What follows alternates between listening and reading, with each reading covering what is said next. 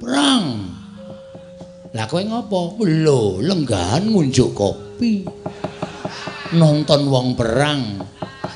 Biasane kowe iki sing perang karo aku gareng iki cah ringkih kok. Wis didilat bun-bunane. Garenge ora tedas apa-apa. Ya Reng, kowe iki ora kok mung ora tedas. Kowe mangan balungane ora tedas ya Reng ya. Sekarang untune wis entek kaya. Maju. Siap gerak. Waduh. Ora tak siapke linmas ki. Ardo tuman ora. Wis dadi wis tak dadekke keamanan kok. Cangkemmu, lencangkemmu kok cangkem. Suramu Sembrono, minggiro nek pancen kowe moh perang kowe mundura. Tangane karo Petruk. Heeh, pasrah keselamatan ya Mas. Iya, aja kuwatir, Dik. Heeh.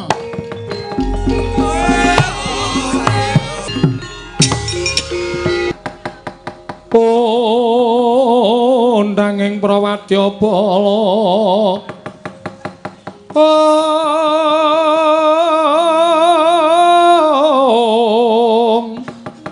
Pak sur tambur myang suling pepandhen dalutak miwa bandera kakandha warna-warna pindha jala triyana sri kawuryan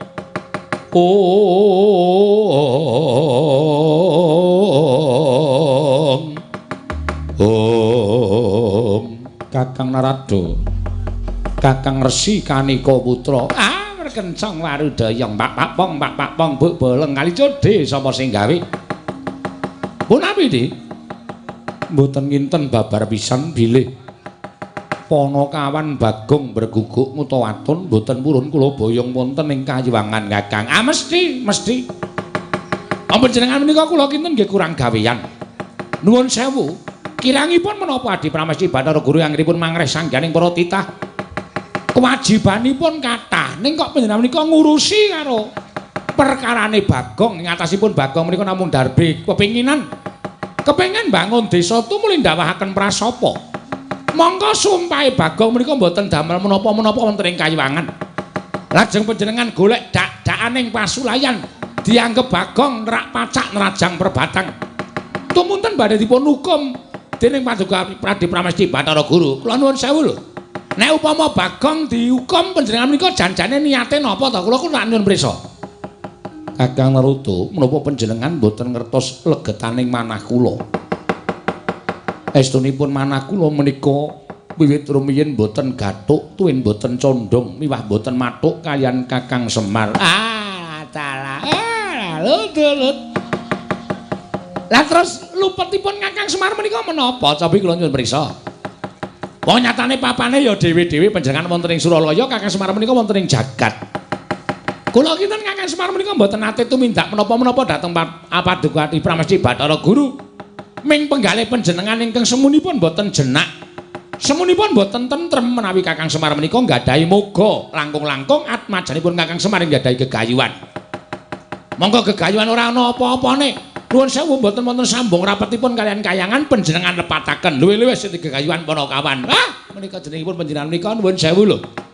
Panguwasa kinarya gada. Pemenang dinggo semenang-menang menika mboten prayogi. Mong merga lambarane keburu sengit, keburu gedeng dateng Kyai Semar saat majanipun. Menika mboten sae lho, Di. Kula nuwun sewu tiyang menika menawi tandurane ala, undu-undane ya sarwa ora becik. Ning nek tandurane kaya apik, undu-undane ya sarwa murakapi. Menika sampun dados kodrating jagat menika ngaten menika. Nek panjenengan tansah nandur gedeng kaliyan Kakang Semar sak anak-anakipun menika mangke nuwun sewu lho, panjenengan menika mangke badhe kewirangan. Nek dewaning para dewa kewirangan menapa mboten panjenengan menika sami kemawon bebecer dhateng asma Paduka piyambak. Kakang Narada, punawi? Mboten nginten pendak-pendak kula menika nggadahi gegayuhan tartemtu Kakang Narada ingkang dados pepalang. Lho, kula menika mboten mepalangi. Kula menika mboten badhe menging, kula menika mboten badhe menggak, mboten. Namung kula menika ngleresaken. Nyatanipun kula menika kami tuwaning kayiwangan kula menika duwe kewajiban nglempengke sing bengkong benerke sing luput. Menawi Adi Guru menika badhe tumindak ingkang mboten sae nggih kedah kula mutaken Menawi menawi adik guru menika badhe menggok margi ingkang lepat ingkang kedah kula emutaken menika kewajiban kula. Ewadene menawi panjenengan dipun emutaken bebasanipun sampun wegah napa warah nampik pitutur becik, ha nggih monggo panjenengan nggali pangaos.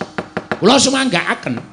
Ning nek panjenengan menika mangke nandang wirang merga saka pokale Panakawan, ampun ngantos panjenengan sambat kalian kula. Badhe kula dodo Kakang. Ha nggih, monggo wis pancen ora iso dikandhani wis murka sumanggaaken. Indra kula wonten timbalan. Brahma wonten timbalan Pukulun. Yama Dipati wonten timbalan Pukulun. Penyarian nggih wonten timbalan. Aja ingkang cicir. Ulun keparengake dina samengko kita ngruda peksa kelawan Bagong. Upama ta dulure Bagong kabeh sartane wong tuane bakal dadi pepalang. Ulun paringi Purbawasesa kita wani kelawan Kakang Semar. Mekaten Pukulun menapa dados dawuh paduka badhe kula estakaken. Nggih, mekaten Pukulun menawi dados paduka badhe kula estakaken. Inggih Pukulun ngestakaken dawuh. Nggih, Pukulun ngestakaken dawuh. Sekarang ada menyang nek ada wani karo Kakang Semar. Ada menyang ngono nek ada kewirangan apa aja dundang Narada. Kakang Narada mboten tuwun. Mboten kula tak dados penonton kemawon. Kula tak sorak-sorak kemawon. Mangke menika kula niki kewirangan ndak kula melu-melu, pokoke kula tunggak waru godhong dadap. Tegesipun menapa? Narada ora melu-melu, ora melu garapun cekap semanten. Nah ngaten panjenengan mboten jumurung lekasipun Bathara Guru. Kula dukung. Kula jumurung. Kula menika ndederek. Waton pernyanyi adik guru menika nggadahi lekas ingkang sae, gegayuhan ingkang sae. Ning nuwun sewu. Nek pakartinipun Adi Pramesti Bathara Guru menika mboten sae nalisir saking anggrang-angring kautamaan kula nuwun sewu kula mboten melu. Mekaten Kakang nggih. Nah ngaten lenggah ingkang sekeca kula piyambak ingkang badhe mbondo kelawan atmajanipun Semar. Kanthi cara mekaten Kakang Semar sampun boten gadah kekiatan merga atmajanipun badhe kula cemplungaken wonten ing kawah Candradimuka. Monggo. Ajeng mancemplungke kawah, ajeng mancemplungke wajan menika. Panjenengan iki gadhe Purbawasesa. Wis kana Indra do menyang kana. Kowe do ora mikir apa piye? Ming semagoh karo dawuh Adi Pramesti Bathara Guru. Kowe ora ngerti, mungsuhmu iki ora wong baen-baen. Ketoke mungsuhmu ki ming nala gareng karo Petruk karo Semar. Nek arep do mlebu ICU ana do mangkat tekan. Remuk kabeh kowe. Arep Yama Dipati ku to njabut nyawa, kurang-kurang bejane jabuti untumu karo nala gareng.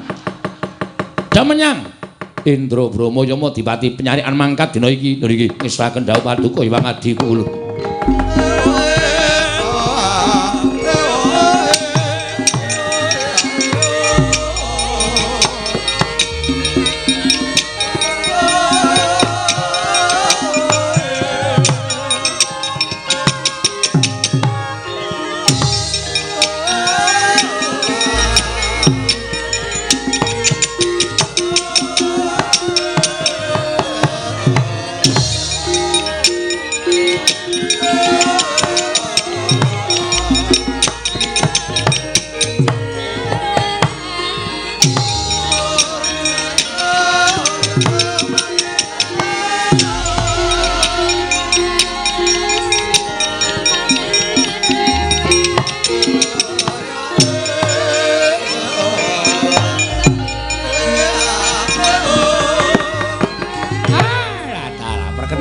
Warudaya pak. Buk bolang kali codhe sapa sing gawe nangka bosok dikopiok kari betone. Remone lelakon apa to Hyang Pramesti Bathara Guru iki pendak-pendak dikandhani kok ora nggugu ae. Wis tak tontone wae kaya ngapa kanan kedadeane.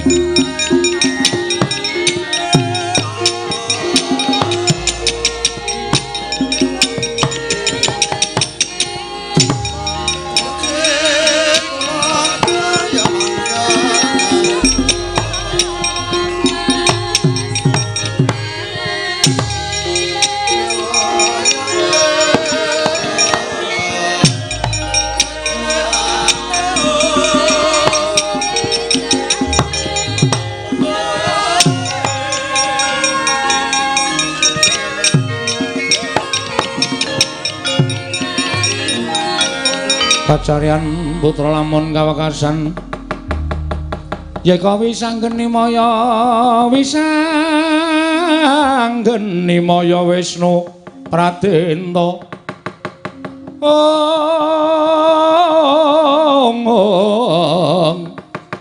bisa anggeni Maya Wisnu Pradenta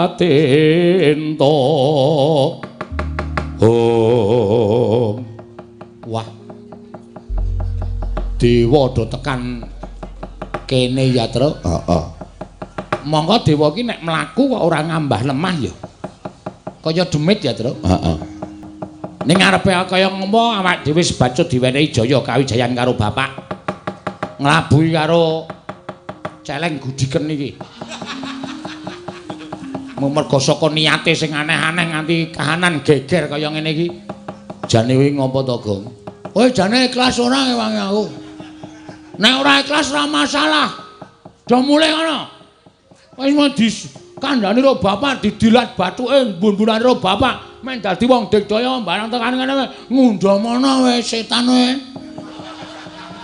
ya ora kok jeneng aku ora ngundhamana ning sirmu ki ngapa jane kepengin bangun terus kowe sumpah barang nganti guru medun barang ki bapak wis ngendika to jane sumpahku ki ora ana apa-apane wong aku mung ngomong apa anane ning mergo guru ki jane mung golek dak-dakane pasulayan karo bapak pekasan sumpahku ki dienggo dak-dakane pasulayan karo Bathara Guru supaya iso tekan kene ngerti to kowe iki jane ora mbelani aku ning mbelani bapak iya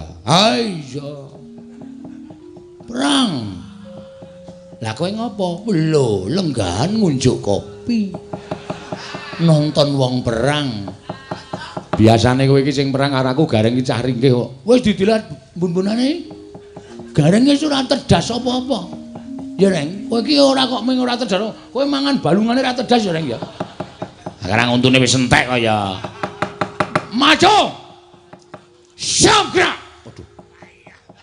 tak siapke linmas ki arep tuman ora wis dadi wis tak dadekke keamanan kok cangkemmu lencangkemmu kok cangkem Suraham Sembrono minggira nek pancen kowe moh perang kowe mundura tantangane karo Petruk heeh pasrah keselamatan ya Mas iya aja kuwatir Dik heeh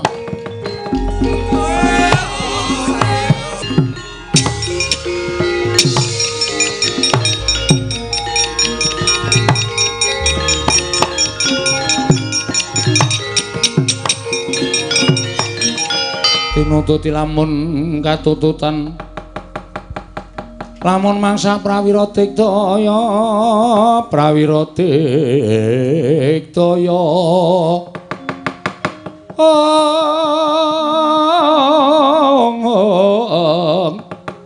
runanggana magawe gelari wang-wang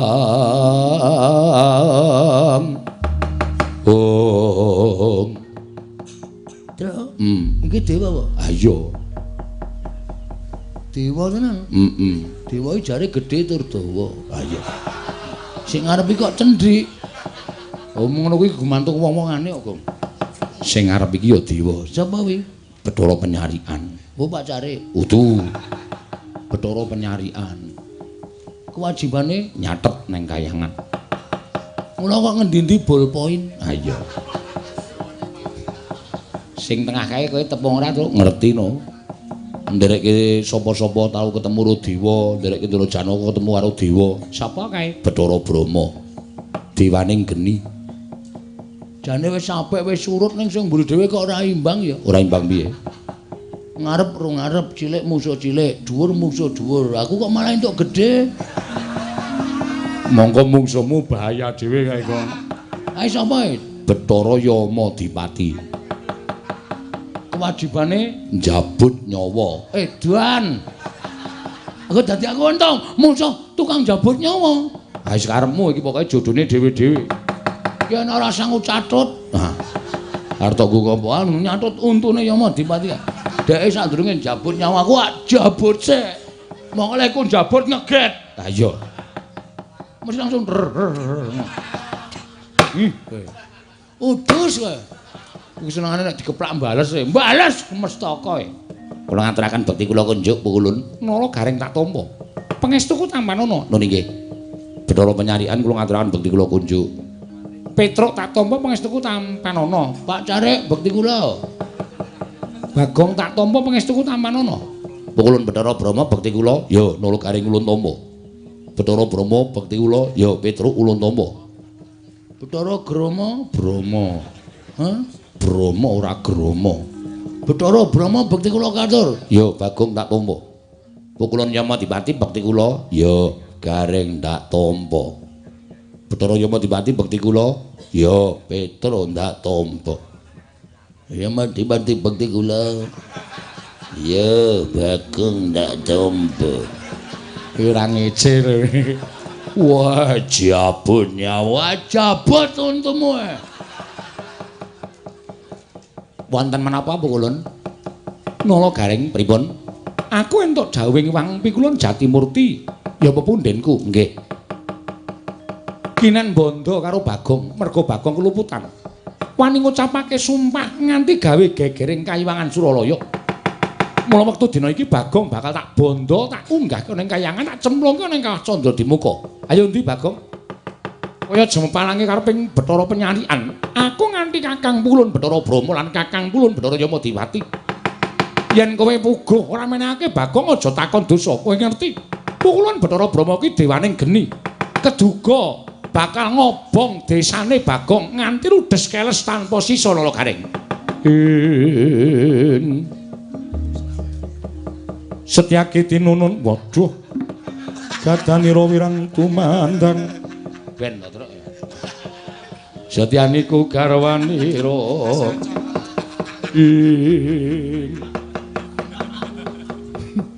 Ameng gareng kok suluke Setyaki. Amen ketok gleleng ora. Sri Baladewa Narpati. Nah iki ngopo iki ora. Ora sah werna-werna to, Gong. Nuwun sewu. Kula wis didhawuhi kalih Bapak Semar kinen mepalangi sapa kemawon sing ajeng gawe kapitunaning Bagong, gawe cintrakaning adi kula Bagong. Ora mawas menapa menika dewa, menapa menika wadi, menapa menika wada. Tetep ajeng kula pepalangi. Lho, kowe wani karo para dewa sing nawedeni apamu? Bagong ora salah ora luput. Bathara Guru tedhak ning Madyapada ngluputke Bagong mendika pawadan nggone sengit karo Semar. Iki asline ngono kuwi. Wah, buk terus rek.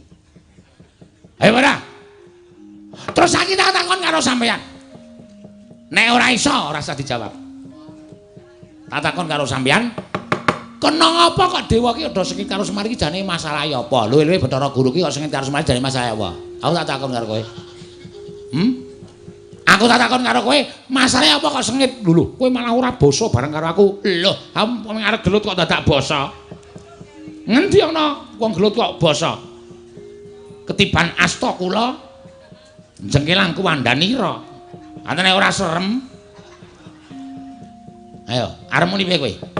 Yen ngono kowe wani karo para dewa sing nawedeni apamu? Ora minggat suarep aku tiban tangan kene marganing patimu. Leng, eling. Apa, Tru? Dodo medun. Oke, siap. Reng, eling. Dodo mentuk. Panganan wae ora. Aku brutu ya. Iya, iya. Kene merganing patimu, mang maju. Kula ladeni Bathara Penyalian.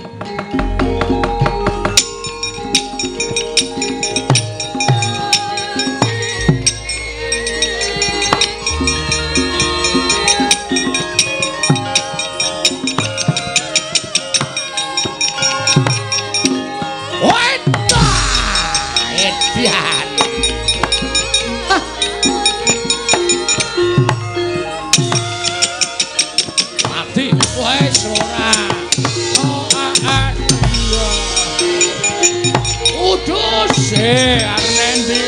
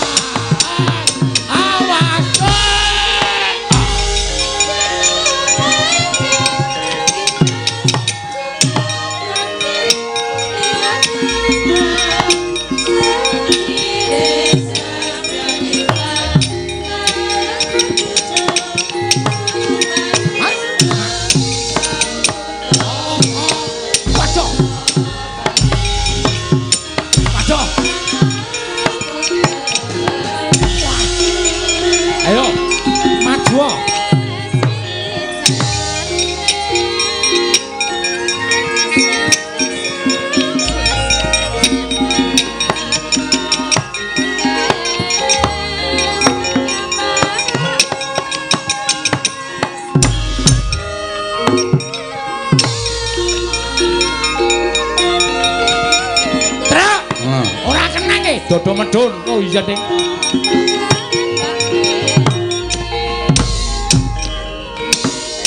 Dian.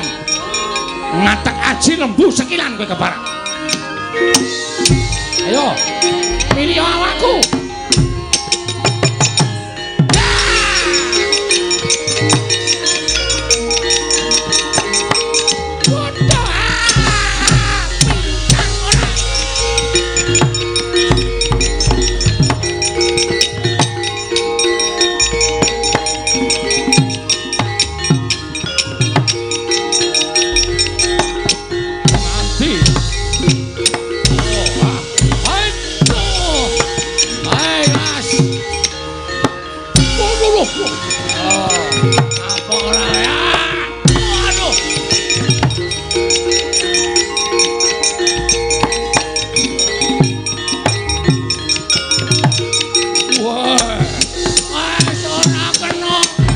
Jabut nyawamu, jabutan. Awas. Oh.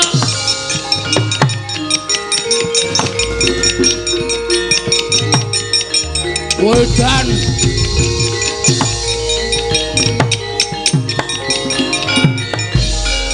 Krong. Ngapa ya muda iki? Bingung aku, Tra. Mungsuh dewa doyak terus gregeten tak plotroke kathokku. Jarene wong tuwa ki nek mungsuh bangsa alus ngono kuwi iki jare kon Buddha. Tunjuke sik, tunjuke. Kaya apik-apik kok.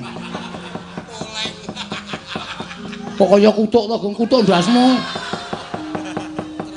Man-mangkel aku. Ben, nganu aku ora entuk kesempatan ngantem. Ya mau dipati nganti giloro Bagong. Wong edan. Wah, wis kathokan. Dewa kok ditontoni kaya ngono. Ayo. Kowe ora gelem lu tak boyo neng kayangan, jabut nyawamu sukmamu sing tak kowe. Gong, ora wis didilat. Bapak nunggon bun-bun to. Jajal, gue ngetes ampuh apa ora. Oh iya, Ding. Ayo jabutan nyawaku. Oh, lakon mati. Ayo, tak selenggarake regane iki ku, Dra. Santai wae wis didilat bapak.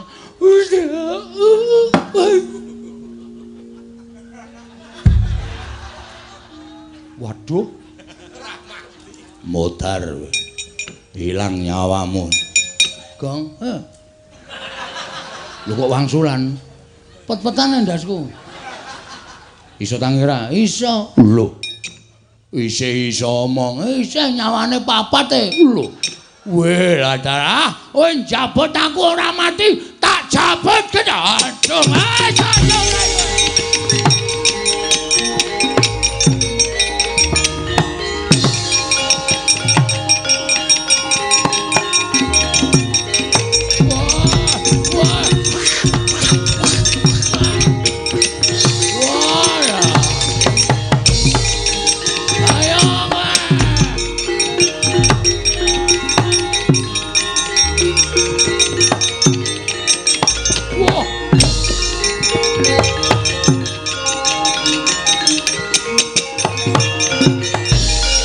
Bagong oyak-oyak Kakang Yamadipati. Ki sapa iki? Brama. Wedan.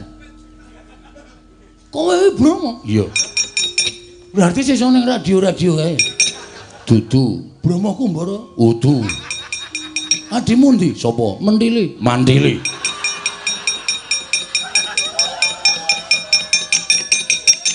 Aku dewa. Dewa apa ora minggat jabut nyawamu.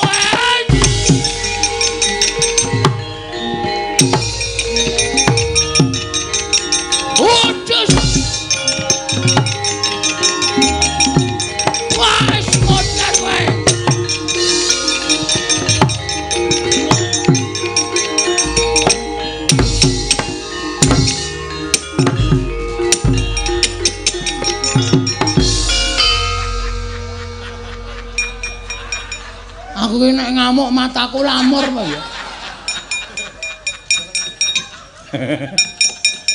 Petruk sing tok jabut. Sarae mendono. Ngawur senane ora. Iya, cuman balekke nyawane.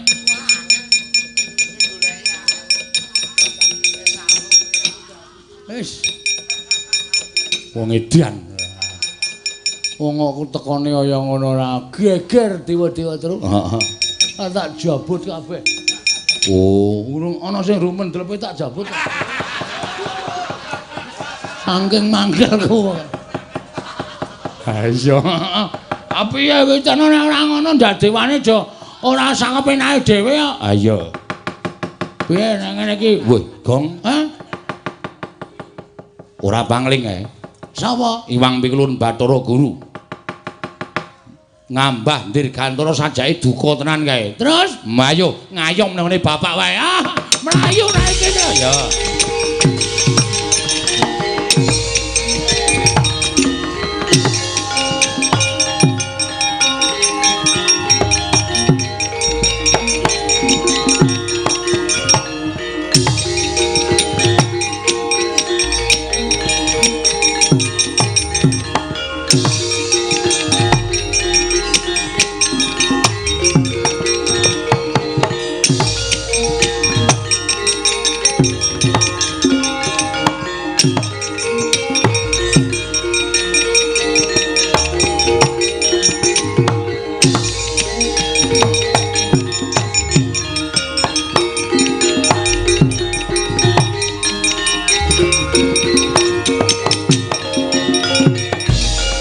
Marika den prayitna semuriris eka balik titiyane gandayane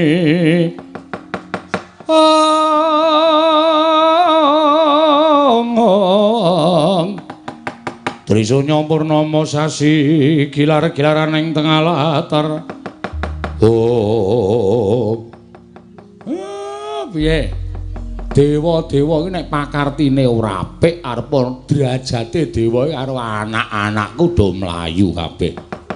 Kuwi nandhake nek apa kang dadi niatmu pancen mau diregeti nganggo blendenge ngangkara. Kula namung badhe nyuwun atmajanipun Kakang Semar inggih menika pun Bagong.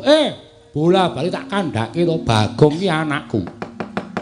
Lah nek kowe arep mboyong karo Bagong aku mesti ora entuk wong nyatane keluputane Bagong ora iso dibuktekke kanthi nyata. Nanging Bagong sampun kalepatan sak mangke badhe lebetaken wonten ing kawah. Ah, kowe iki pancen ngengkel. Saiki ngene. Nek pancen kowe duwe niat mboyong karo anakku Bagong lan ora iso dindakake apa kang dadi niatmu. Coba tak tanting kira-kira kowe cocok ora? Menapa ngendikanipun Kakang Ismaya. Nek Bagong anakku iki diwakili aku, kowe seneng ora?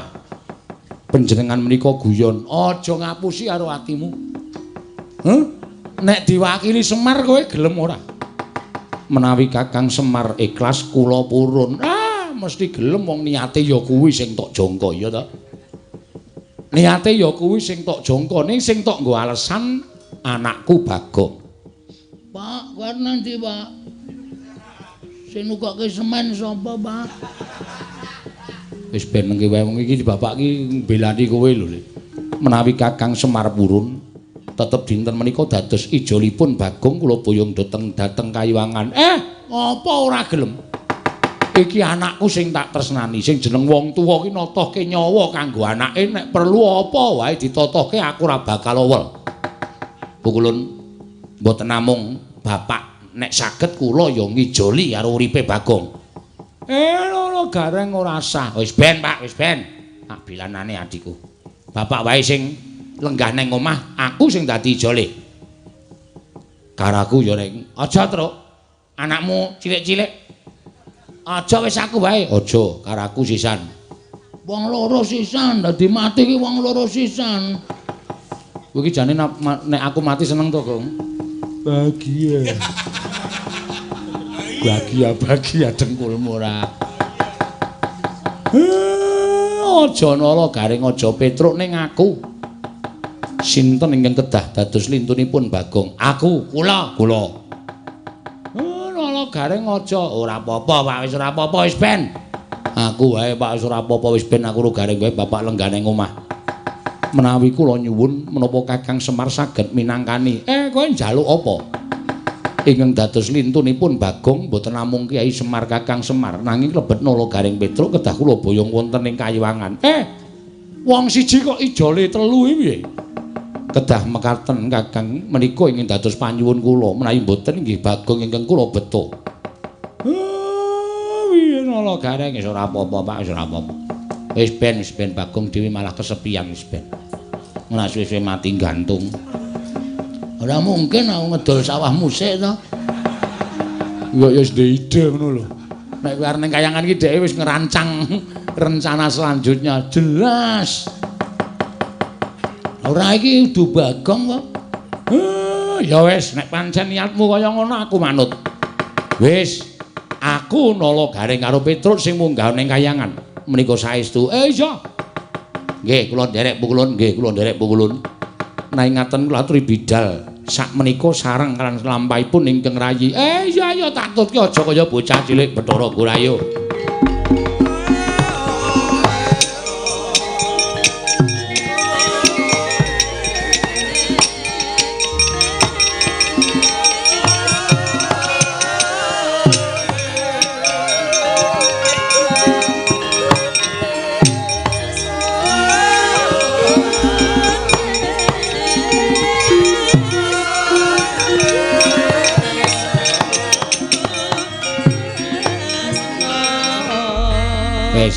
Kowe saiki kowe ora percaya karo katresnanku. Katresnanku karo kowe iki luar biasa lho, Gong. Nganti tak ijoli nganggo pati uripku aku ikhlas. Wis ketok paido le. Katresnane kakang-kakangmu ketok paido. Aku munggah ning Kayangan ki mergo ngeboti tresnaku karo kowe. Nganti aku ngiklasake karo pati uripku karo Kang Gareng. Ya muga-muga kusnul khotimah ya, Tru. Anjen setan ana. Lah witena piye? Wong ya aku ki ra menawarkan kok. Aku rakon karo kowe, aku rakon karo Gareng, kowe sing ngomong. Pukulun kula dados ijolipun Gagong. Ayo monggo terserah. Aku rakon kok. Aku ya. Aku titip anak-anakku ya, Gong. Titip bojoku ya, Gong. Aku ora ngapa-ngapa kok dititipi anak. Ngapa? Nek bojomu dititipke tak tampa. Nek anakku mah ya aja kaya ngono to, Gong. Ora sak kepenake dhewe kaya ngono. Wis ya, Gong, aku tak menyang ruktinen Karang Tumaritis, omahe Gareng karo Karang Kadempel. Mbok tegel aku antara. Lah ngopo? Aku ora ndek kanca. Aku nek gara-gara kancane sapa? Rasa nganggo gara-gara. Ya wis muga-muga penjangkaku kelakon ya, Tru. Ya bapak ya slamet, kowe ya slamet. Nala Gareng ya slamet mulih kumpul meneh wong papat ya, Tru. Ya wis rasa nangis. Ora aku mung gaya kok. Anjen setan tenan. Ya truk mangkat yo nderek bapakku ndak bapak ana apa-apa. Aku tak ngrukti bapak kle.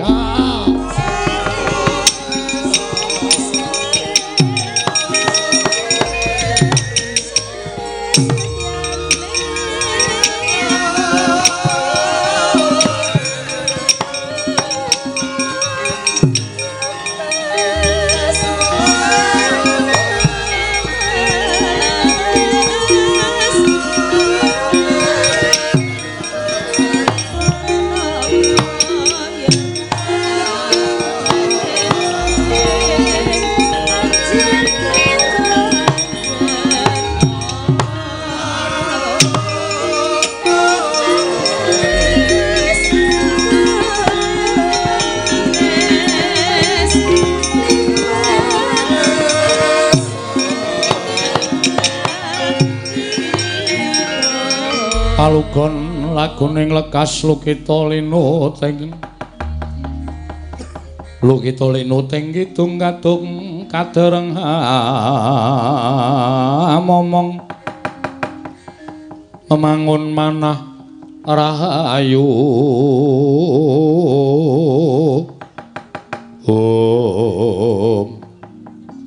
es mamring sepi iki monggo mengkari 3 dina aku janjeni karo masyarakat arep miwiti kerja bakti bangun desa gak Semar malah minggat Gareng ya melu Petruk ya melu terus piye iki tak pikir-pikir ketoke Semar Gareng Petruk mbelani aku ning jane nginggati aku nginggati masalahku wis kena aku rambut didaya sapa ya sedulurku sing iso bantu karo aku ki monggo Semar ki woi ya Deng kelingan aku Semar ki duwe kakang ya kuwi Kakang Tomblok Togok wah Siwa Togok arep tak jaluki donatur anggere ora ngegawe tonyo Siwa Togok. Ben ora ngono ndak ora rampung perkarane. Siwa Togok Siwa Mbila tak jaluki kabeh. Kejaba saka kuwi aku arep nyuwun pambiyantune Siwa Togok. Ki bapane ora tak slametke, Gareng karo Petruk ora tak balekke nang alam donya iso kelangan wong tuwa, kelangan sedulur lanang tenan aku. Wah. Tegak. Aku rawuh wae. Aja kaget penggalemu ya wae, siap-siapke kabeh bondo didelekke. Ndak tak colong wae aku teka tenan wae bektiku katur ya wae.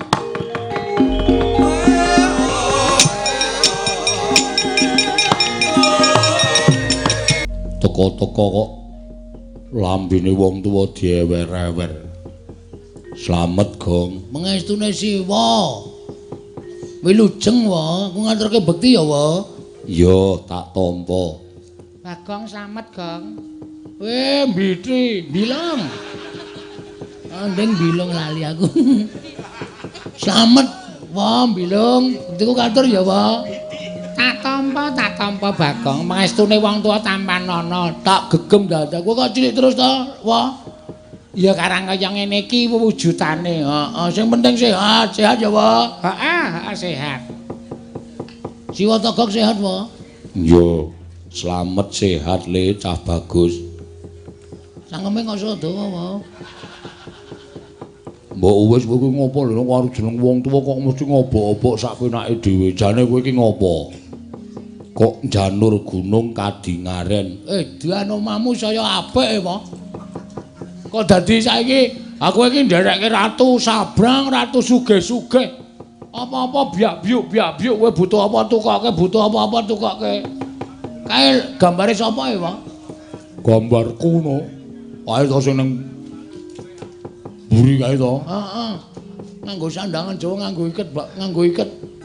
Kok lambene ora dawa? Tok plester, Pak. Aku orang pesen karo sing nglukis men aja nganti diketokke dawa men ketokke demes kok. Asem iki. Iso dikon to? Iso. Kae nek dimati kaya rupaku lho, Pak. Tapeke ya, Pak. Lah, rak tenan to, apa-apa ditembung to. Gawanen arep tok gawa arep tok nggo majang ning omahmu apa? Heeh. Apa wis ditembok? Urung. Sendelke kandang kebo. Asem ya. Aku iki nang kene iki padake abdine Ratu Gong Binatara wis gambare tempelke kandang kebo. Ngopo? Ana apa? Ngene wae. Aku arep matur. Matur apa? Kurang-kurang bejane sisil sembire. Sisip sembire. Sisip sembire kowe kelangan adi wae. Lho, adi sapa? Semar. Kok kelangan Semar piye maksude? Aku ki mbah nek meng niat kepengin bangun desa. Aku nglumpukke Semar karo Gareng karo Petruk, ponakmu kabeh. Ya. dedrek rembukane aku iki jane ra ndiragat. Aku terus nganti sumpah karo Semar-mar. Nek nganti aku ra kelakon bangun desa, aku sumpah aku gugat nang kayangan. Ngono kuwi Semar wis ngelekke, Bagong. Aja waton nyelekop. Omonganmu ki padha karo omong aku. Nang aku ora percaya. Lah kok jebule tenan? Jebule tenan piye? Pikulan. Pikulan Bathara Guru ki rawuh tanpa murid.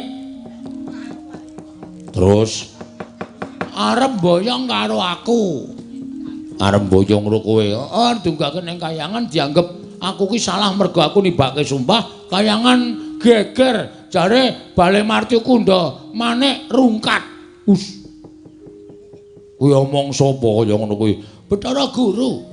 Semar ya ora percaya.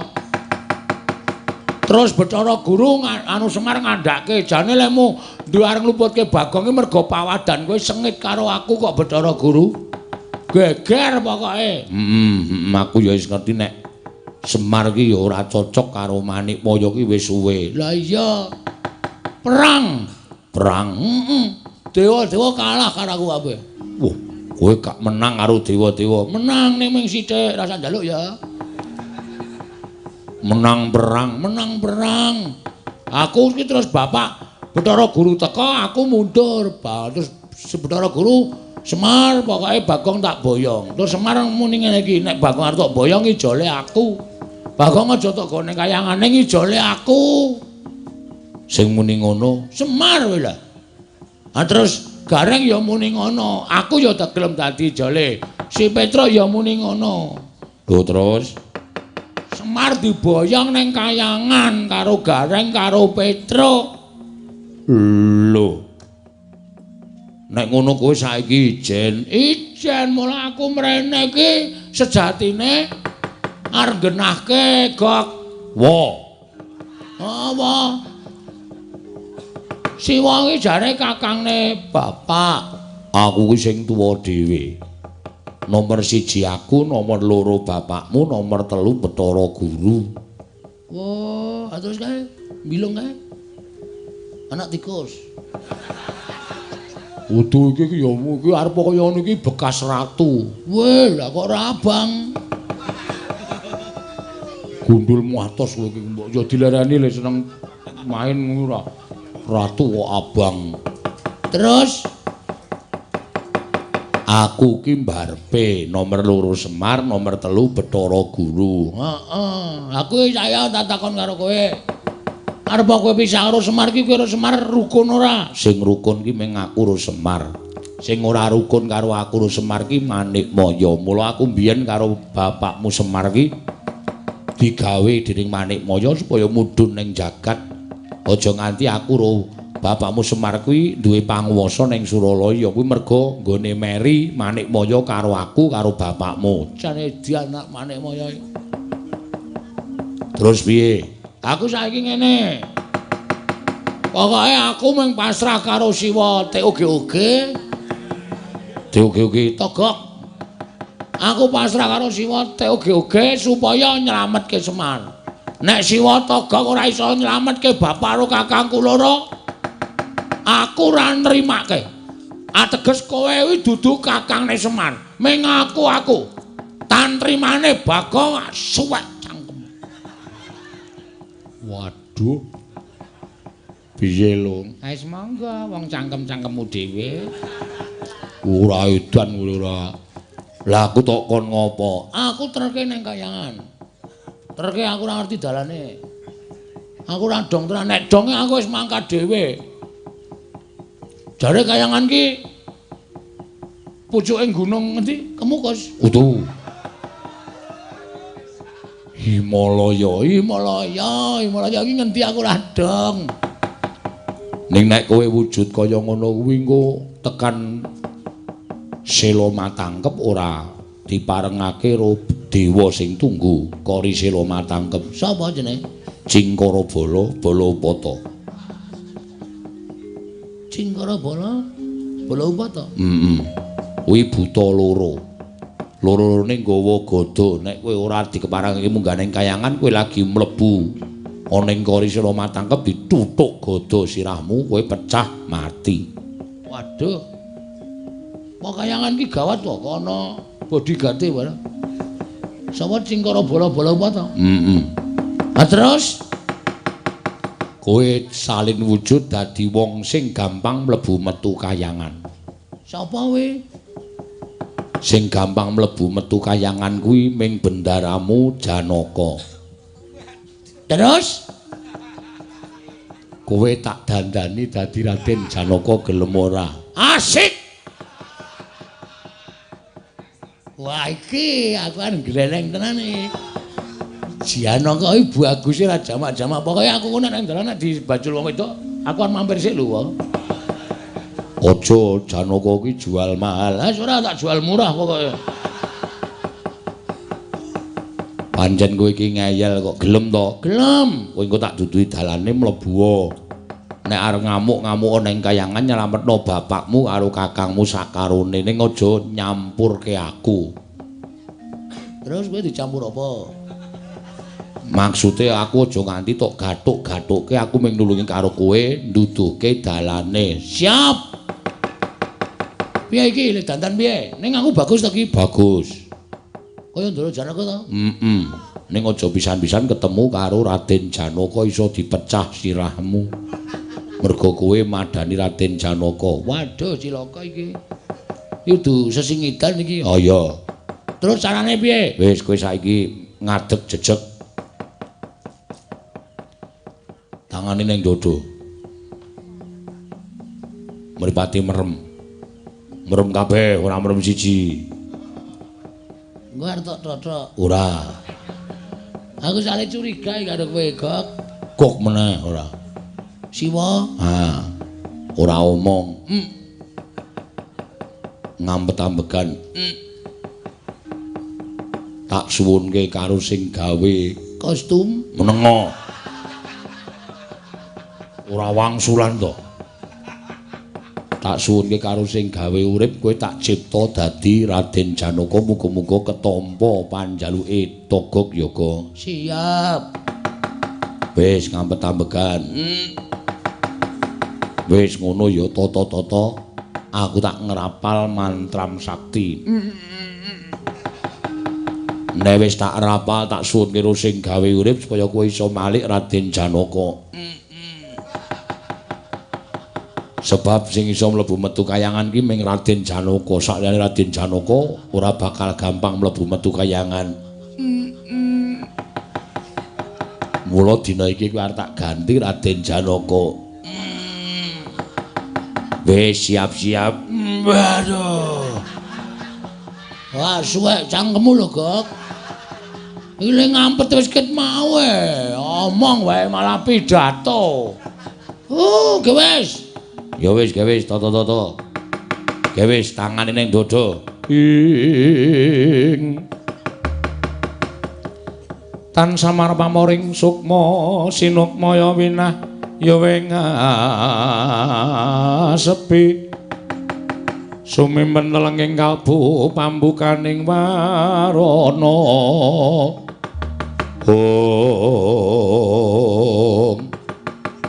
Eling-eling nadyan wujuding Panakawan parandene Dewa Ngejawantah. Mila sak ciptane dadi sak sedyane ana. Katarima panyuning Lurah Catugara, ilang wujuding Lurah Bagong nenggih panenging Pandhawa Satra ing Madukara Raden Janaka.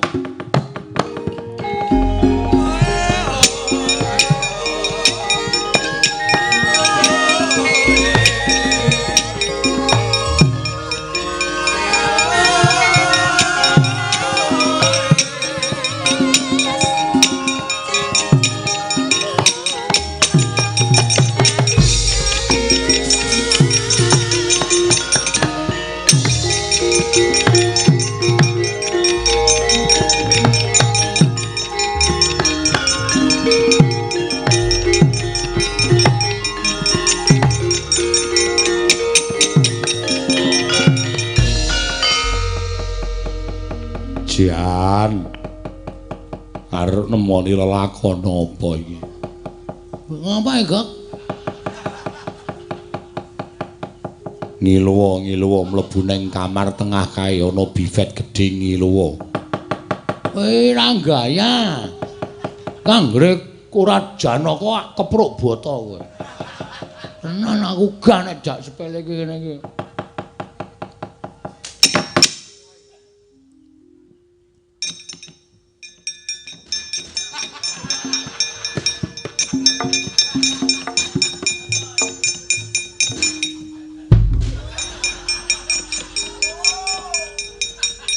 Le mlaku kok njur halus. Tekan.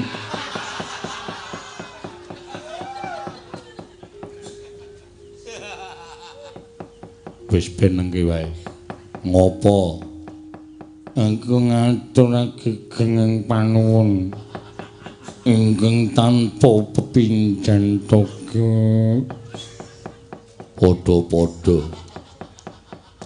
Aku tuturno dalan sing anjuk marang kayangan toga. Malah jijiki. Wis ben nengke wae ora. Ayo melu aku tak mlaku kowe ngetutke aku. Iya to. Raden Janaka nedya tindak maring kayangan. Lamun Cinendra kaya Sekar Puspawarna. Lasangku gending. Aneh-aneh ora. Wong nganggo gending Puspawarna barang apa? Raden Janaka tedak dhateng kayangan Suralaya mawi gending lewung. Wes jan malah ora karu-karuan. Dadi lewung atiku. Gong, Bagong. Ora ngono kuwi Raden Janaka kuwi ora sembrono, ora lucu. Sing tuwajo. Iya Teguh. Murayu dibudalake bebarengan padha numpak bis malam. Wis gek menyangkok malah kowe iki ngrungokke omongane Raden Janaka Petuk kuwi. Malah dadi mumet siraku. Yo melu aku. Ayungku tak duduke dalane anjung ning kayangan. Iya, pancen mengkono. Ayo dibudalake. Togok ayo mangkat saiki. Togok ayo mangkat saiki. Ya ayo, ya gek mangkat. Ana togong. Ora budal. Yo mangkat yo. Ayo Togok budal dina iki Togok.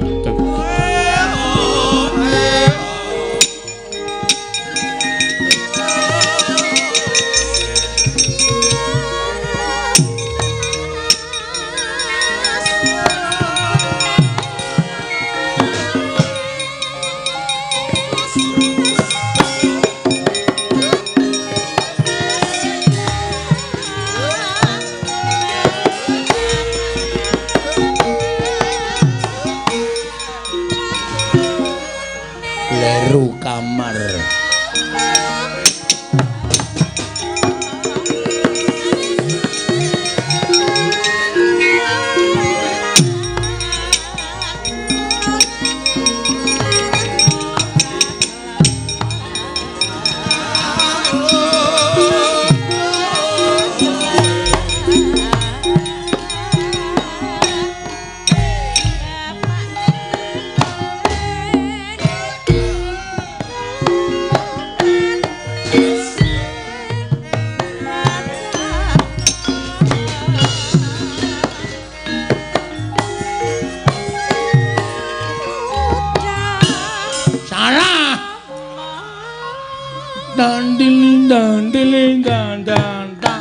Kenangan sutu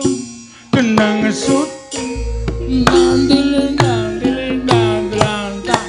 telan trundung gendung kenang sutu nandiling telan sutu telan ketundak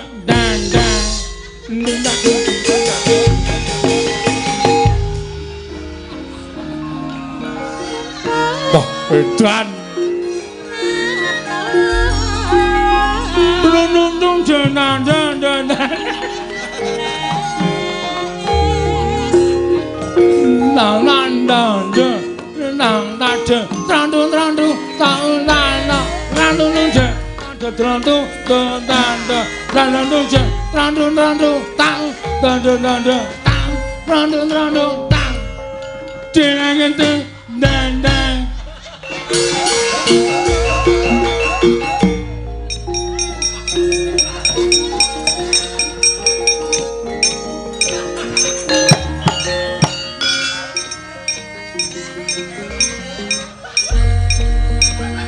mbok mau tak dandani liyane. Kok dadi wong desa do guyu kabeh. Janaka kok polahe sak karepe dhewe. Nang tung jen. Nang tung blakon tak tung jen. Nang ngapa emang degok? Lha mlaku ki biasa wae. Wong desa do nang pinggir dalan guyu kabeh. Dong rasani Janaka kok edan. Gah aku nek ngono kuwi engko tak walik tak dandani demit. Gah. Ora kok ngono kuwi. Aja lali suarane Tokyo. Ayo budal Tokyo. Ayo mangkat ora.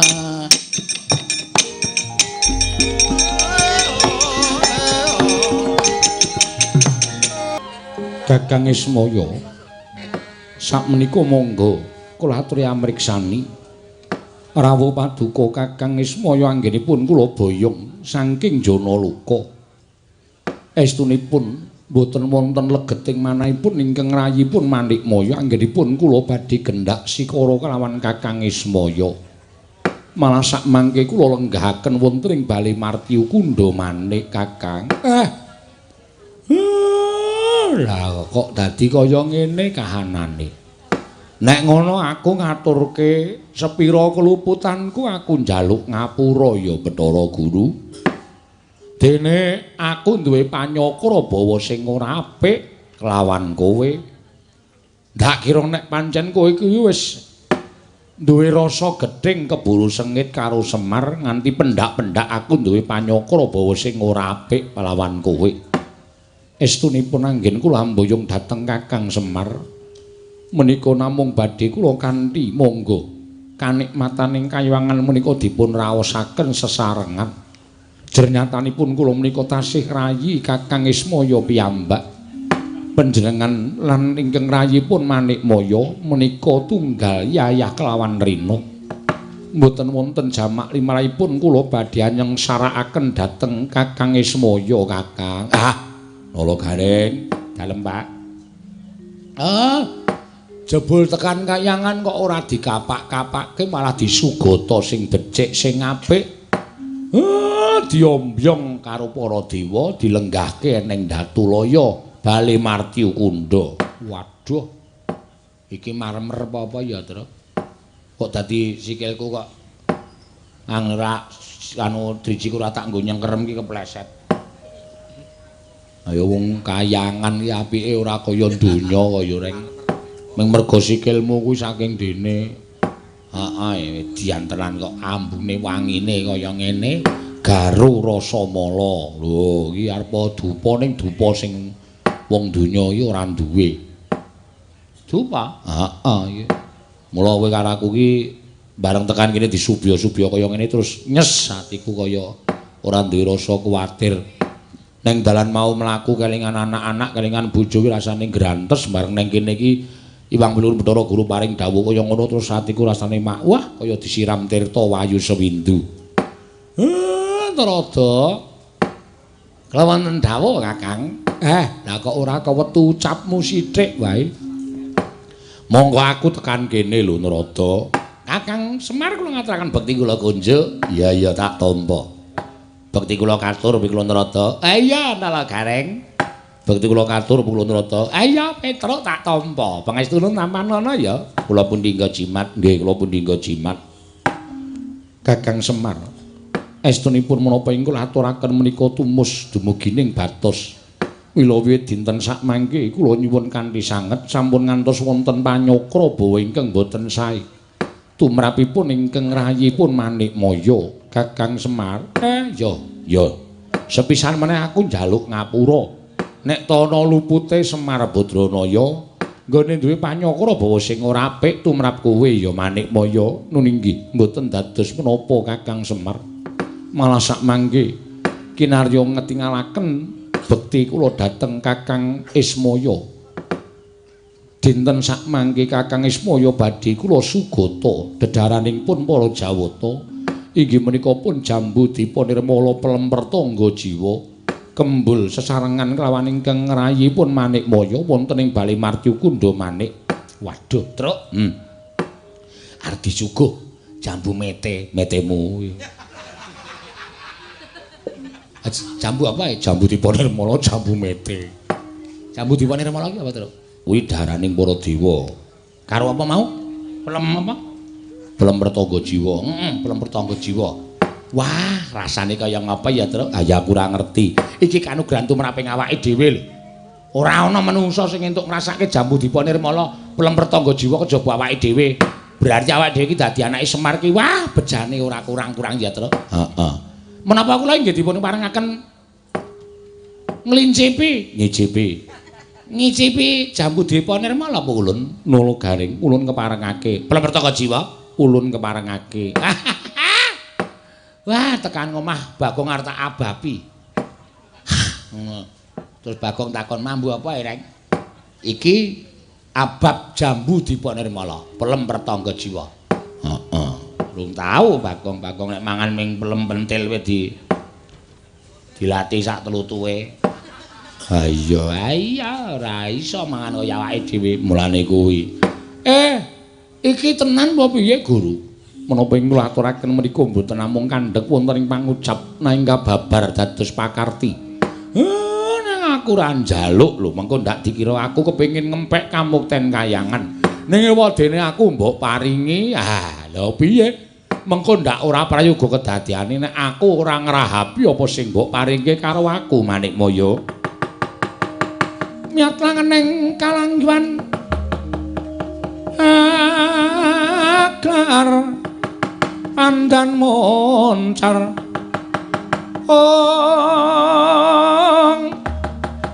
tinon ler kekonang surem sorotetan padang kasor lan pacaring purnameng gegono dasari mangsa katiga ing Indra wonten timbalan cawisna dedaran ingkang wis ulun cawisake jambu dipunirmala pelem pertangga jiwa dimen didhahar dening Kakang Ismaya lan nala garing apa dene Petruk niki ngestaken dawuh pukulun enggal Budhala Bathara Indra marekaten prayatna semuriris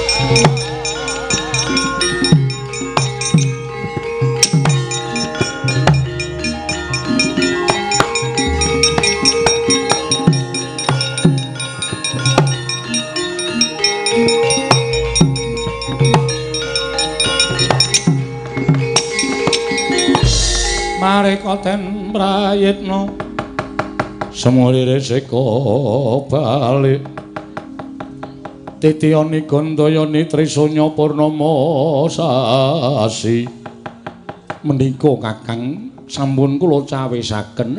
Ya matur nuwun kalian menika unjukan tirta kamandanu inggih tirta amarta ingkang Kakang Semar dereng nate ngunjuk jernyatanipun Kakang Semar lenggah wonten ing jagat. Ngrasake kaya ngapa ta tirta amerta tirta kamandanu omben-omben dening para dewa. Waduh jambune gedhe-gedhe ya Truk. Kuwi tela apa pelem Truk? lonjong kaya ngono. Ha pelem mertangga jiwa iki lonjong ngono kuwi. Oh, nek cara ngene dhewe pelem golek. Heeh. Sing dawa-dawa kae terus. Ah iya. Menawi tetelo mekaten, Kakang Ismaya tumulat kula aturi ngrahapi Kakang Semar. Gunjang kancing langit kelap-kelap katon. Lir kincanging risang mawe gandrung. Ing den rahapi dening Kilurah Semar Badranaya. Nalika semanten datan prayitna Kilurah Ismaya. Nalika semanten pelem pertangga jiwa jambu dipunirmala ingkang sampun den paringi wisa dening Sang Hyang Jagat Giri Pratingkah. Satemah Kilurah Semar andhahar daraning para Jawata plak kapidara datan enget. Semanten ugi Kilurah Nalagaring tuwin Kilurah Petruk ugi datan enget Purwadasina kagyat pikulun Bathara Narada wau.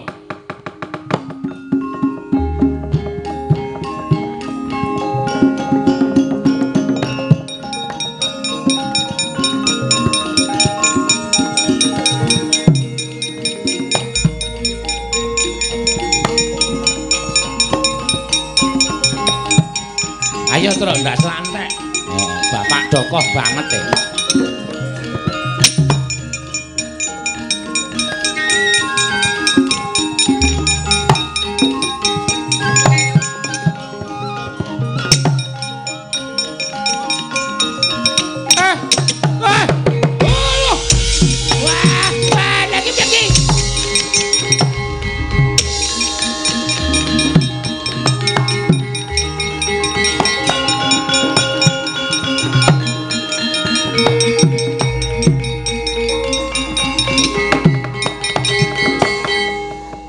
Nadyan limpat dikaya ngapa? Kakang Ismaya ora ngerti marang legetaning ati ning Manikmaya. Kena daru beksi wekasan ora eling Purwadasina. Indra wonten timbalan. Ana kawan katelune bandanen tangane krincungen sikile. Papana ana ing pinggiring candra dimuka. Wahyaning mangsa kala ulun pribadi kang bakal nyemplungake menungsa ingkang murang tata iki Bathara Indra.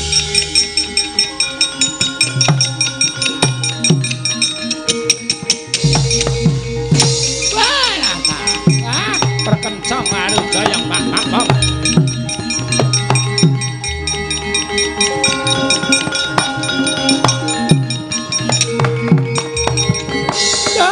Nuwun sewu lho, Di.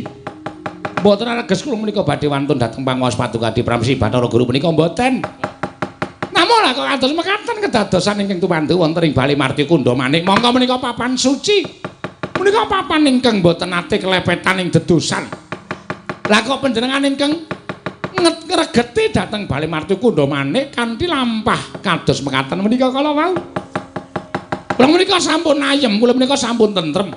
Patungadi Pramsi Bathara Guru paring dawuh bilih boten badhe gendak sikara dhateng Semar. Malah Kakang Semar badhe dipun mulyakaken wonten ing Kayiwangan. Nah, tentrem ati kula. Ning lajeng panjenengan ngaturaken wujuding pelem pertangga jiwa jambu dipunirmala.